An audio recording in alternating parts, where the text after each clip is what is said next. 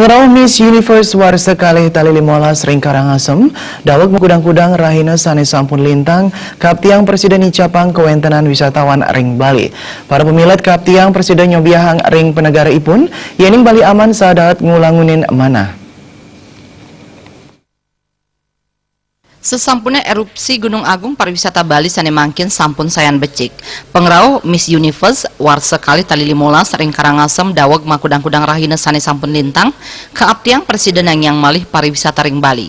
Napi malih ring panguntat warsane puniki jagi kelaksanayang parikrama IMF.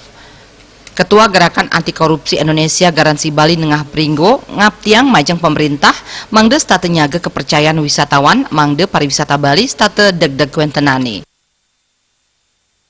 Adalah membuktikan bahwa daya tarik Bali itu sangat luar biasa.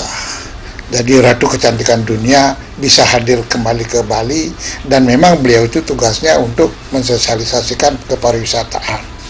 Dan beliau itu hadir ke Karangasem itu kita berterima kasih akan memberikan informasi kepada dunia bahwa Karangasem itu aman. Khususnya Bali juga aman. Sehingga di dalam pelaksanaan IMF nanti tidak ada hambatan lagi.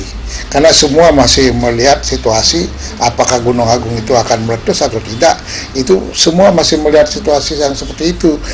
Delegasi yang akan datang untuk memastikan bahwa Bali itu aman, Bali itu layak dikunjungi, itu bagus sekali Mississippi datang ke Bali.